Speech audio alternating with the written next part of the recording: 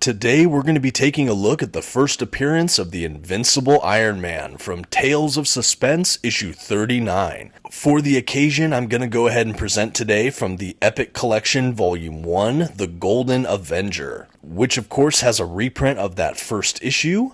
But before we get too much further, if this is your first time or you're returning, my name is Dominic and you're tuning in to The Comic Book Report, where we review comic books and graphic novels so you can get an idea of what to read.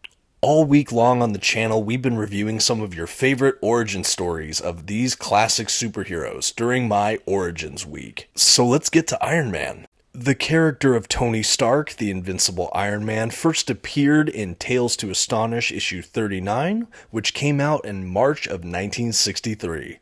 This issue was plotted by Stan Lee, scripted by Larry Lieber, and had illustrations from the great Don Heck.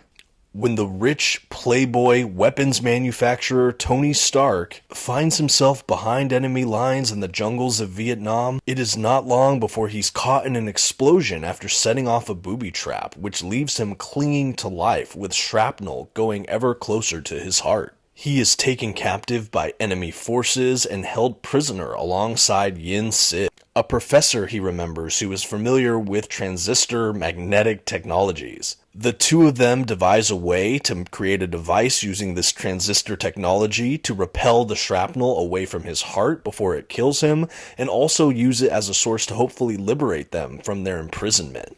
This ultimately culminates with the creation of the classic gray Iron Man suit, which, while it's getting suited up onto Tony Stark, the enemy forces are onto them, and Yin Sid has to create a distraction. He is killed in the line of fire as the Iron Man suit powers on.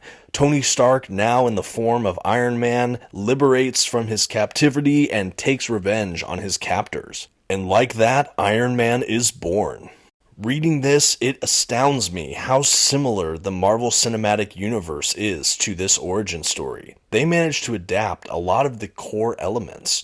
While sure, it's not in Vietnam, but rather the Middle East in which he is taken captive, there are still so many similarities between his captivity, his heart injury, his friendship and ultimately sacrifice from Yen Sid, and of course the look of that original gray Iron Man suit. All the elements are in play. We even have him depicted as kind of this rich playboy in his normal life, air quotes.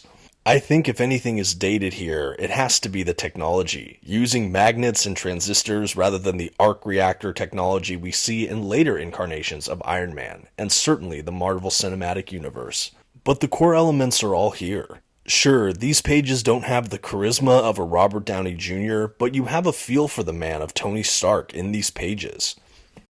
I believe it's said that the playboy aspects of his personality were largely derived from Howard Hughes. I think certainly even looking at the character models you can see that inspiration.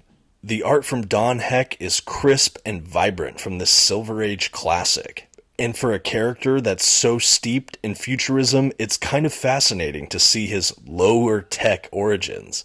I was also really impressed with how much they made me care about these characters over a few short pages, particularly the character of Yen Sid, this noble ally who ends up sacrificing himself. This is certainly a gripping Silver Age classic that really stands out amongst its peers. From its exotic locale to its larger-than-life central character, the Tales of Suspense 39, the first appearance of the Invincible Iron Man, is certainly one to remember.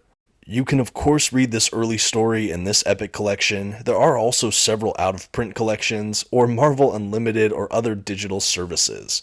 If you've read these early appearances of the Invincible Iron Man, I'd love to hear about it in the comments below. And that is the origin of the Invincible Iron Man. I hope you enjoyed this close look at that first appearance issue.